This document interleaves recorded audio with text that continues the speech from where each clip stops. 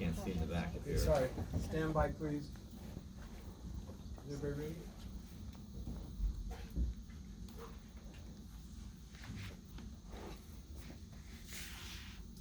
Great, Senator. We're all set? Yes, sir. Okay. All right. Good morning, everyone. Thank you very much for being here. The California Gold Rush of 1849 put California on the map. People came west from all parts of the country and around the world to mine gold from our hills and rivers. They extracted gold, and in the process, it's important to note, damaged the environment in pursuit of those riches. A new gold rush was born about 20 years ago, when internet companies began to mine data from millions of platform users, turning that information into billions of dollars in advertising profits. That modern day California gold rush, extracting data from each of us.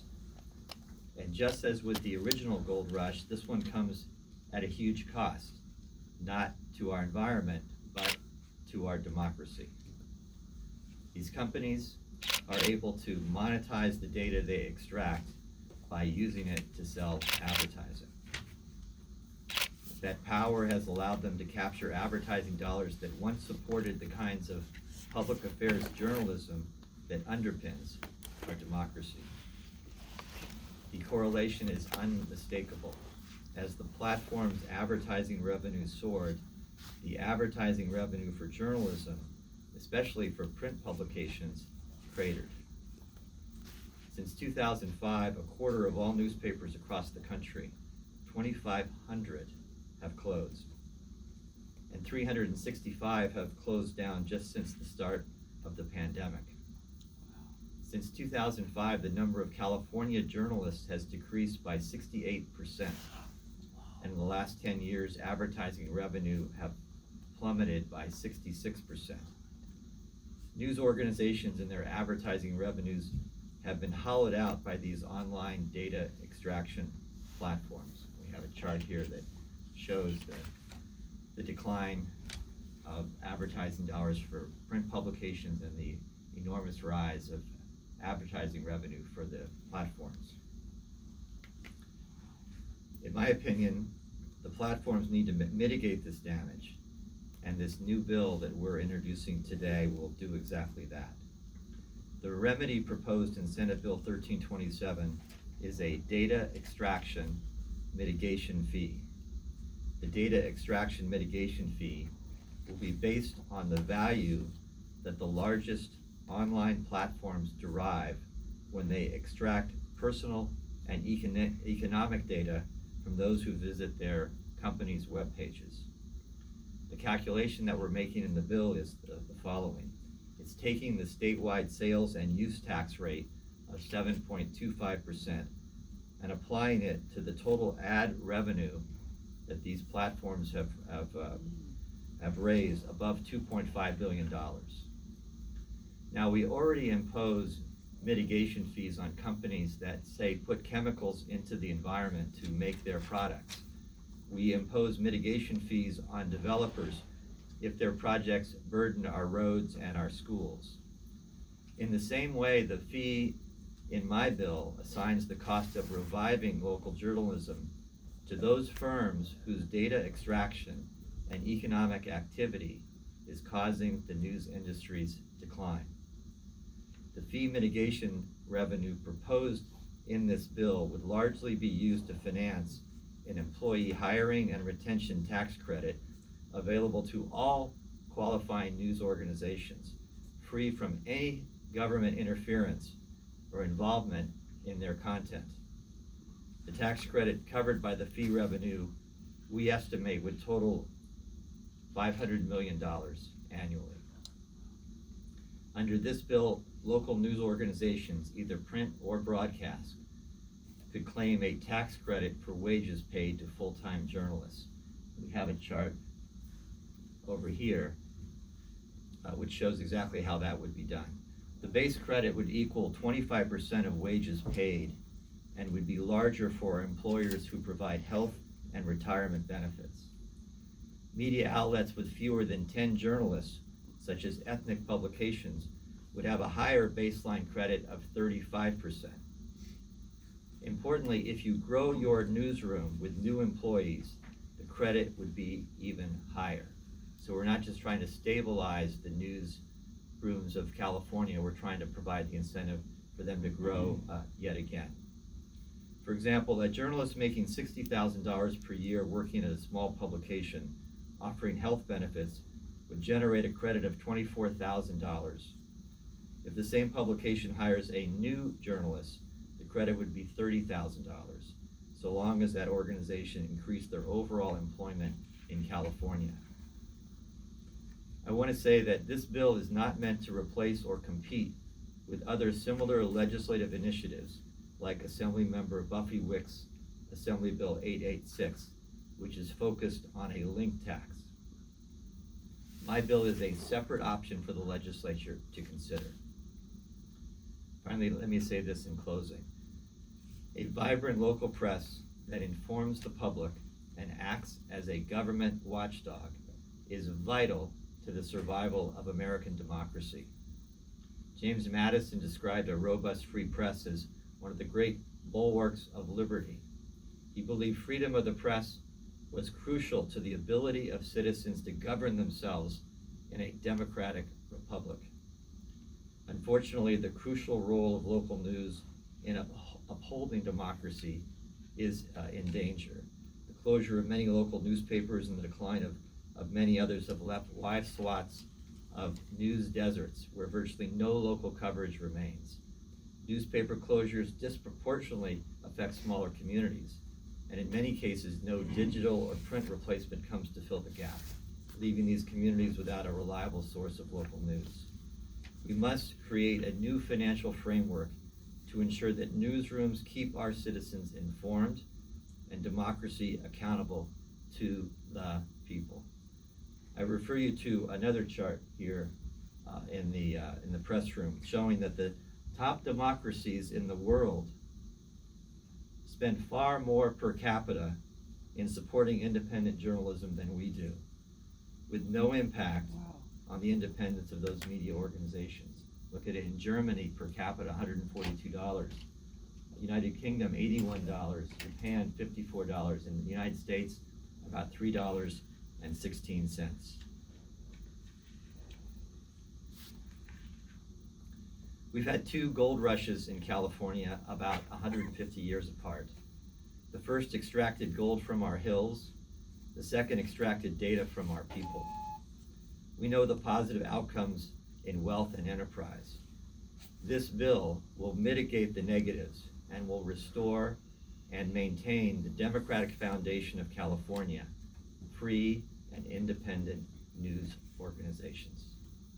I'm joined today by some wonderful folks, a colleague from the legislature and the Senate, journalists from around the state to speak to the bill that we are amending and introducing today. Let me first introduce my colleague in the Senate, a former journalist herself, Senator Catherine Blakespear.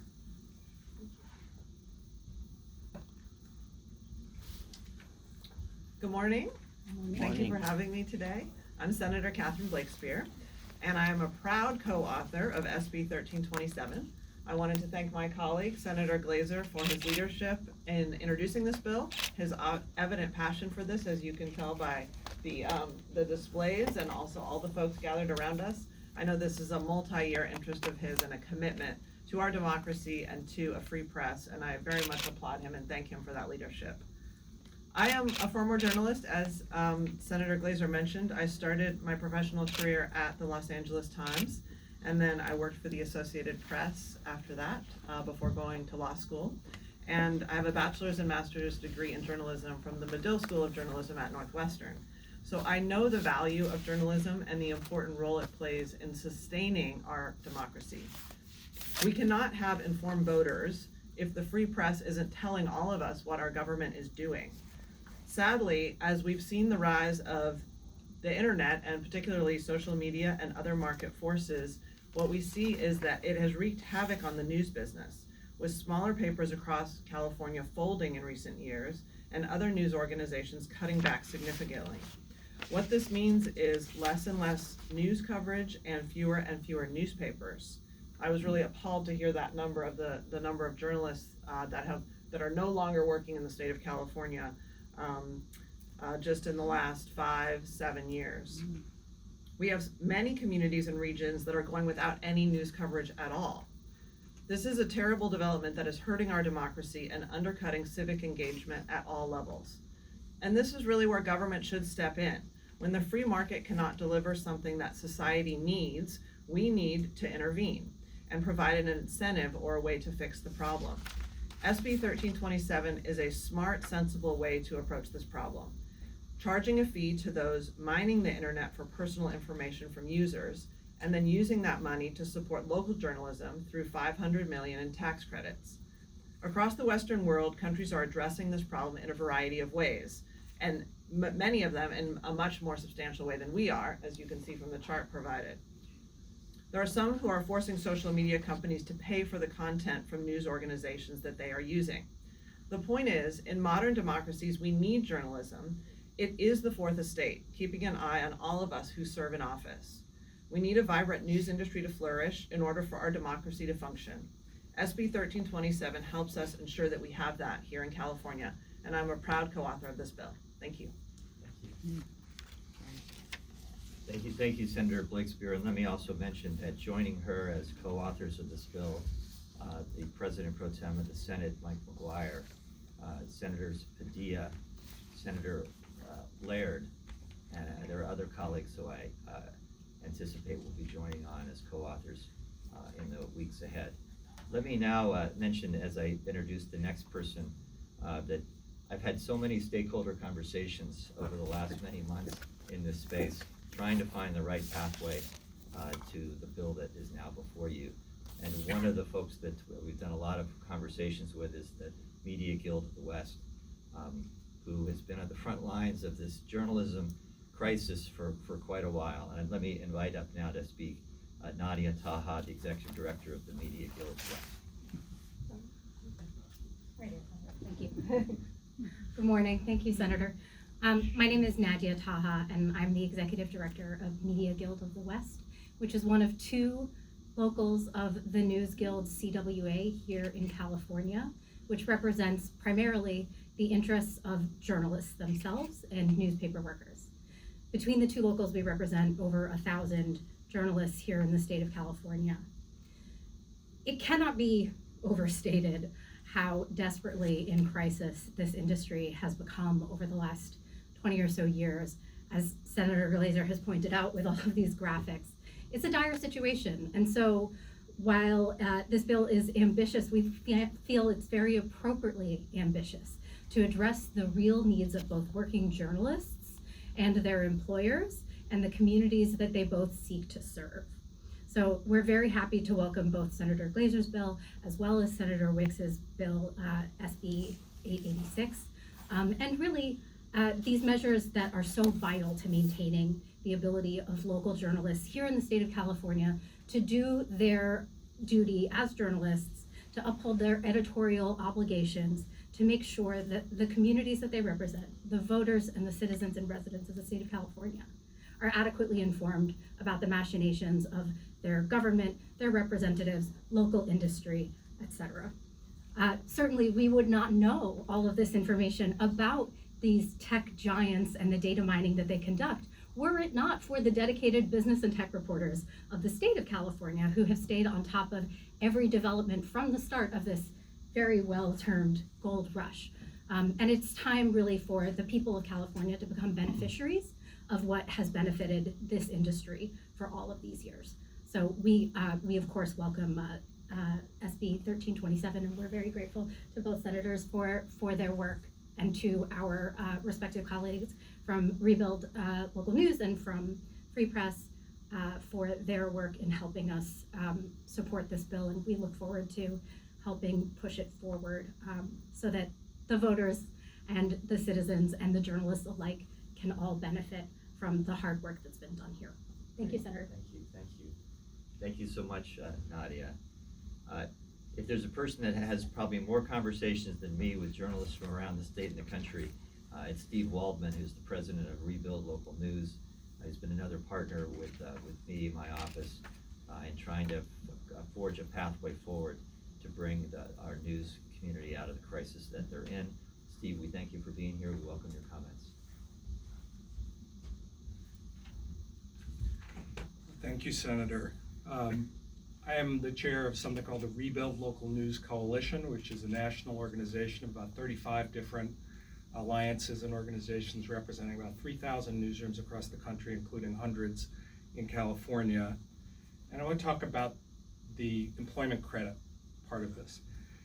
This employment credit, as sketched out here, would be transformative. It is a powerful way to dramatically improve the capacity of newsrooms to cover their communities. And it is especially attentive to the needs and realities of medium and small size newsrooms, including ethnic media. It would truly revitalize community journalism. Part of why we like this so much is that it puts the incentives and the emphasis right where it should be, the hiring and retention of local reporters. We also like it because it's non-bureaucratic. It helps for-profits and nonprofits, digital, print, broadcast, urban and rural. It's future-friendly, so that if new innovative startups come along with even better storytelling techniques and connections to their community, they can benefit too. And it does all this, crucially, while being First Amendment friendly and sensitive to the needs to protect the editorial independence of news outlets. So whether it is done in combination with a revised version of AB 886 or on its own, we think this idea is a major step forward. As for the revenue source, we certainly believe that it is fair and reasonable for the most successful technology companies, the winners of the digital revolution, to help pay for some of the efforts to deal with some of the negative consequences, some of them unintended, in order to have a healthy information infrastructure for democracy. So we're very pleased to be supporting Senator Glazer in this work, and thank you very much. Thank you, Steve. You know, one of the added benefits of the proposal that we're announcing today is that the revenue stream that comes out of this data mitigation fee will cover the obligations of the state, including Proposition 98, and making sure that the schools are kept whole in this tax credit proposal. And I think that has motivated the next speaker, Tristan Brown, the legislative director of the California Federation of Teachers, to be here with you today. There you are. You should be standing up here. Thank you, Senator. Good morning. Tristan Brown, Legislative Director of CFT, Union of Educators and Classified Professionals. To ride some of the coattails, I think, on the early American voices, not only does the electorate require an immense wealth of knowledge to be effective, the Founding Fathers also knew that education for every rank and class of people, down to the lowest and poorest, had to be the care of the public and maintained at the public expense. Its importance required that no expense would be too extravagant. Obviously, CFT would always argue no expense is too extravagant for our public educators, our students, and our facilities.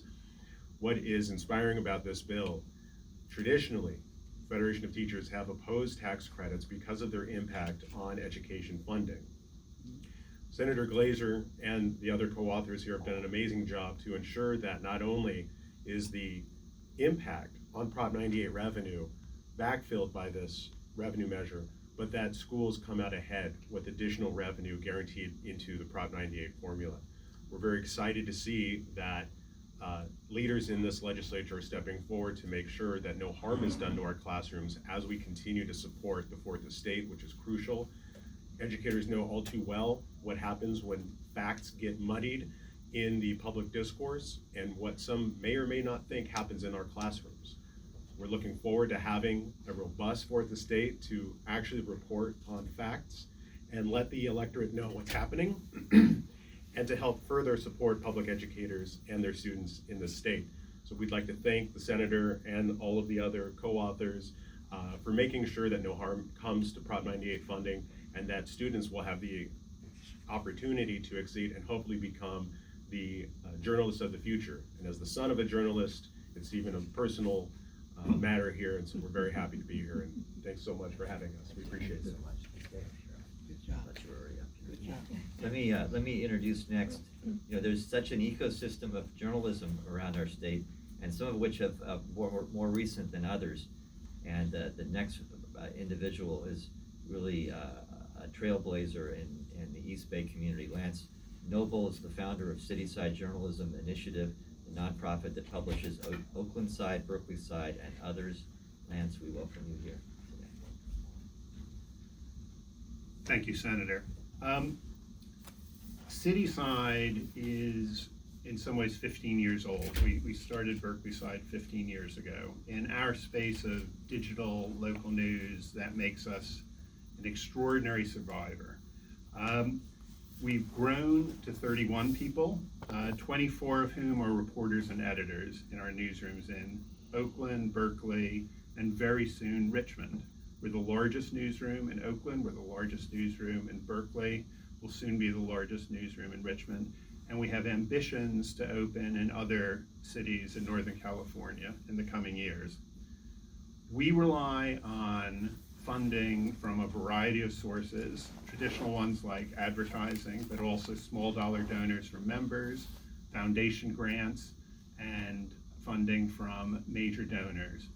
But it's a precarious existence. We're considered a great success in the world of nonprofit local news, but I can tell you month by month, we watch very carefully our cash flow. We are constantly on the edge. The importance of Senator Glazer's bill is that it focuses on the key thing, which is newsroom employees. And I can say that it would make an extraordinary difference for organizations like us. It would transform our situation from that precarious route to one where there is some real stability, where we would have the confidence to continue to hire journalists, continue to support our reporters and editors, and continue to do more in the communities in which we operate. Thank you very much for this, Senator. Thank you. Let me also invite up another local news champion. Laura Rearwind Ward is the owner of the Ojai Valley News. And she made a long trek this morning to join us, and we welcome you here. Thank you. I am a publisher and an owner of the Ojai Valley News, Ventura County Sun. We are boots on the ground, a small organization that really is a for-profit. We are 80% advertising, 20% subscription, a few donations or gifts, but we run on the slimmest of margins. Right now we're trying to cover 350,000 people with 4 reporters and some stringers. I have an incredible team, but this bill could actually help us add hours, add people, and provide a fair living wage, which is another big challenge in California. One of my concerns about, I support all the legislation, all the legislators who are working to preserve journalism and preserve reporting, and newspapers like mine is a legacy 133-year-old newspaper in California, owned in California, with reporting in California. So the number of newspapers in California has been decreasing. Sometimes it's from buyouts and sometimes it's from closure. The community newspapers are where democracy lives every day. We're reporting on your schools, your sports, people's lives, deaths, what you're doing in Rotary, our community. So our community's joys, sorrows, they come through the paper. They provide a common story. And then we shine a light on our local government and what is happening there. It's crucially important in Ventura. We need this help, and I really appreciate the support of Senator Glazer, also Assemblymember Wick's bill as well. I'm excited about all this opportunity to really make a difference for our industry. Thank you very much. And let me also now invite up Alicia Wong Seville, represents Free Press Action. Thank you for being here. Thank you so much.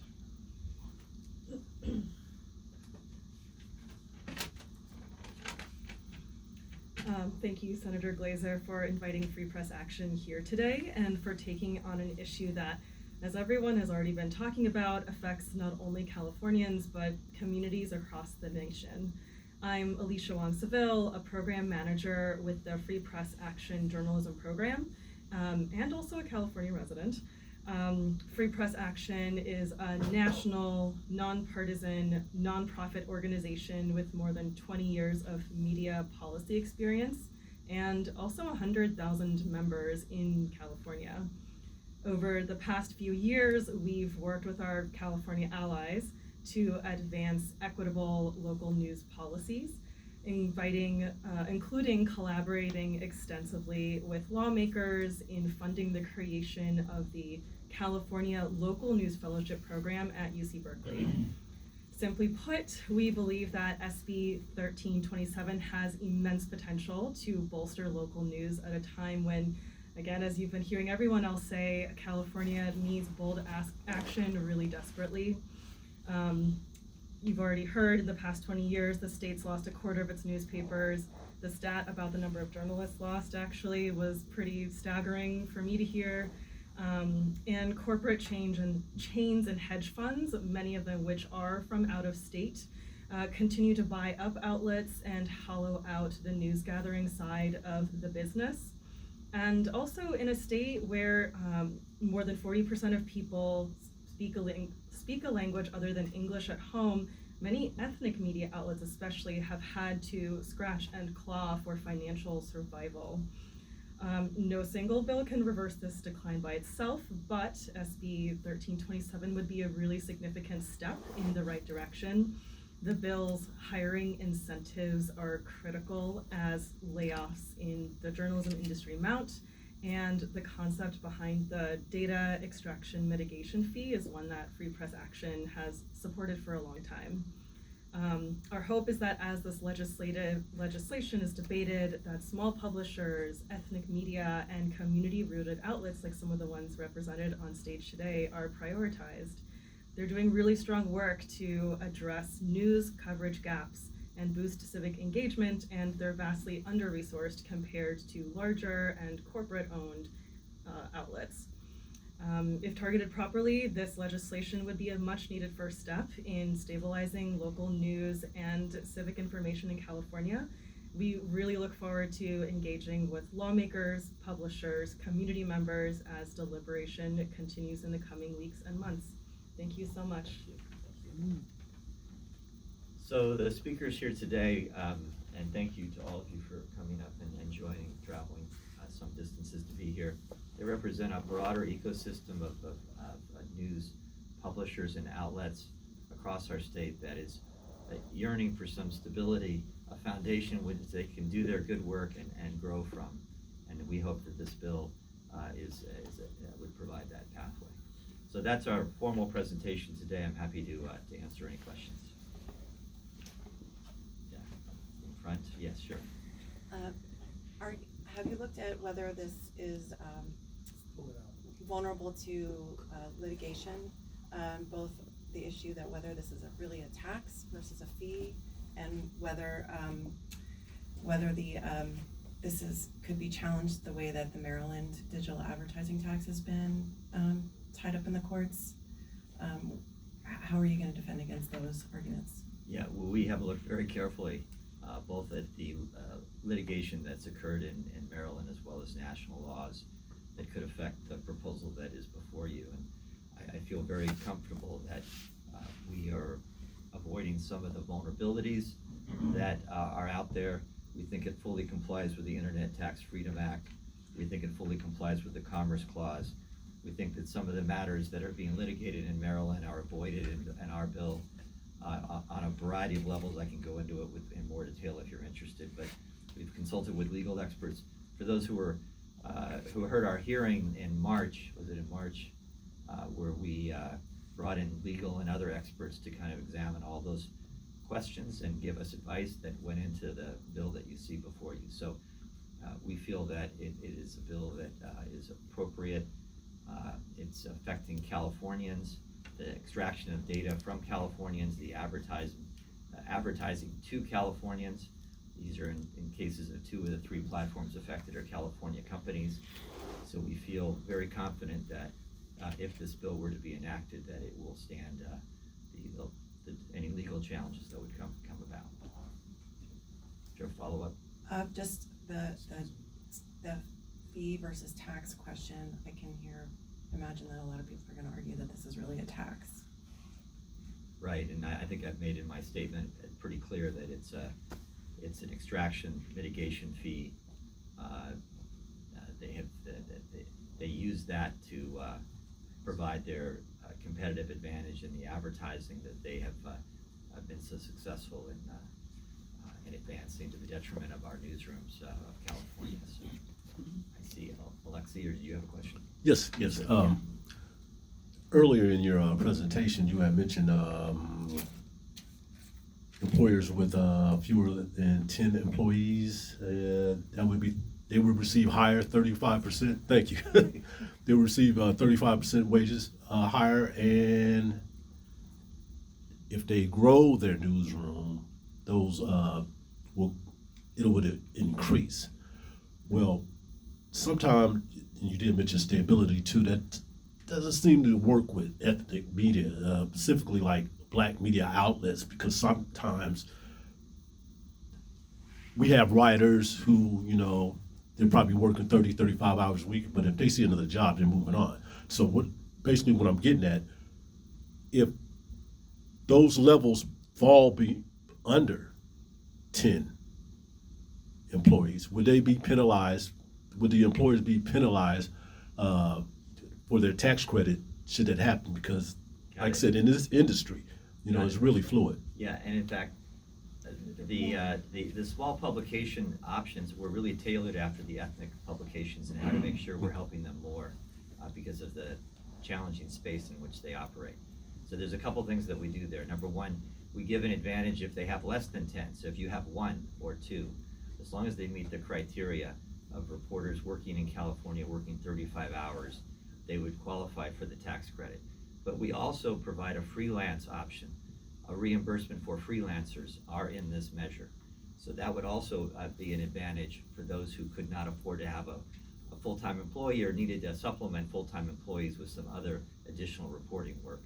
So that's been crafted exactly to help the smaller publications, community and ethnic papers or outlets was the goal of how this has been crafted. Great, thank you for your question, Alexi. Hey, thanks, Senator. I just wanted to clarify some of the details of the actual proposal. I was trying to read through it here. It seems like it's maybe a 5-year kind of temporary thing, the way it's written, and also wanted to clarify, is the tax on gross receipts above 2.5 billion? Is it on all revenue for companies that earn more than that amount? If you could just sort of clarify who exactly would be taxed here. And then also just the notion that, the governor and I think others have advanced in the last few years of just not supporting new taxes at all. What your sense is of, the political realities, especially in a year like this one when their budget revenues are going to be way down, everybody's going to be fighting for every last dollar, and you're here looking to create a new program, especially for an industry. What do you think the appetite is going to be for doing something like that? Yeah, great. Thank you for the detailed question. First, this is a mitigation fee on the data extraction that these companies have taken advantage of, and how they have used it. How they have monetized it is in advertising revenue, so we apply it to advertising revenue. I'm going to explain how that's done, so your question can be answered. Basically, it's a calculation that's done based on their advertising revenue. So we look at their overall, we have their national advertising revenue numbers. We extrapolate that to California, which is about 12%. And then we give them an exemption. We give them the first $2.5 billion in advertising revenue. We exempt them but that is the threshold then to apply the mitigation fee. So, and that number is multiplied by the sales and use tax of 7.25%, which is the statewide sales and use tax rate. So it's taking those advertising numbers, subtracting the $2.5 billion exemption, multiplied by 7.25, and our approximation is that we'll bring in about $1 billion in new revenue to the state. And then that waterfall effect of taking out the Prop 98 or allocating that, the Prop 2 obligations, because this is a tax credit, they can apply that to their tax obligation, so that's a general fund cost because the companies can deduct that. So we calculate that to ensure there's no general fund loss, and then out of that we have a balance. There's a little subtraction for administration, and then there's a balance that we're estimating to be $500 million. So that's the calculation, if I've done that correctly. On your second question, about the appetite, well, first, I think the first test for that is the understanding of this data extraction and what it means and how they've taken advantage of it. And I would refer you to Governor Newsom's inaugural address 6 years ago. He talked about this exact same issue of the data extraction that was happening in California. And he spoke about it in regard to what he thought might be a remedy, which was a data dividend that he thought Californians were deserving of. Now, he didn't advance that proposal any further. He spoke about it 6 years ago, but didn't advance it any further. But to me, it showed his understanding of the power of the value that these big platforms were acquiring by taking information about you and about me, and how that was never monetized in a way that brought those benefits back to the people of California. So there's some understanding and appreciation for the extraction issue. And I think that the second side of your question was, in this political climate, it's something that's going to be favorably viewed. We will see as the bill moves forward. But I would note that it is going to provide a net positive to the general fund. It's going to help resuscitate and protect an industry that's critical, not just for jobs here in California, but for the stabilization of our democracy. And I would also note that it is being applied, this mitigation fee is being applied to the most successful companies in the world. And you can see that Colin Grinnell, the chief consultant of the Revenue and Tax Committee, told me this morning that the year-over-year ad growth for Meta and Amazon is 25%. That's growth every year in profits. So these companies have done very well. We're very proud of them. But we think that this is the place where if someone can afford to help this crisis that our news media community is under, these folks are the places to look to for that help. And sorry, just one more clarification following up on Laura's question. There is language in this bill that calls this a tax, but you are saying it's a mitigation fee, not a tax. I'm not sure where that is in the bill, so we'll have to understand that better unless you. Okay. I'm happy to follow up with you Okay. afterwards. Sure. Hi, Senator. I know you said that this bill is supposed to be separate from AB 886, and it's supposed to be something else for the legislature to consider. But do you support AB 886, and then what pushback would you expect on this bill, given the pushback that Assemblymember Wicks has faced? I think that Assemblymember Wicks and I have had many conversations. We both are trying to accomplish the same, and we're looking for different ways to do it. Her proposal of a linked tax is completely different than what I'm putting forward today. And that bill, by the way, has already passed the Assembly. It's in the Senate. So it will be heard in the regular order of business, as I understand it, in June. And it's before, I believe, the Senate Judiciary Committee. In fact, the Senate Judiciary Committee had a special hearing in December at UCLA, which I attended, just to look at many of the issues that were raised by the advancement of her bill. So they're taking it very, very seriously. And do you have a follow-up to that? No, that's fine. That's it? Okay, great.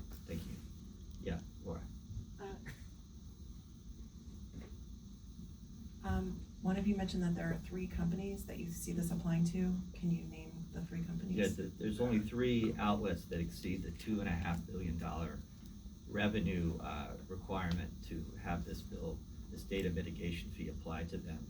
And those are Meta, Google, and Amazon.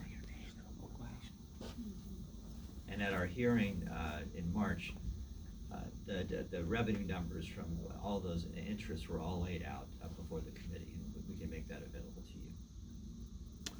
Senator Glazer, Yes, sir. these funding levels, public funding levels for these countries, specifically Germany and United Kingdom compared to the United States, what are they doing that we are not doing to fund? You don't mind answering that question, because we're way behind the ball here, and yes, every day, yes, they are shutting down media outlets left and right, especially in the ethnic media sector, but that's phenomenal. That's pretty amazing.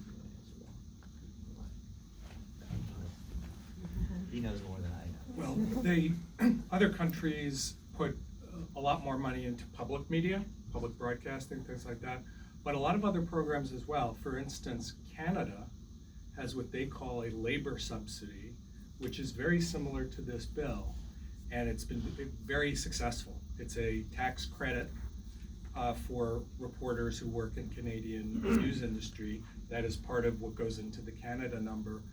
They view that as having been very successful in stabilizing and growing local news organizations there.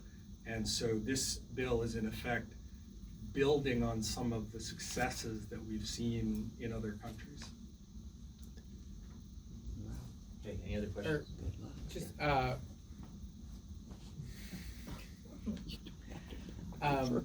are you gonna define what counts as journalism? Because that's obviously also a controversial question sometimes. So what, how broad are you gonna get in terms of who would qualify for a tax credit like this? Yeah, so the bill, the bill does define it.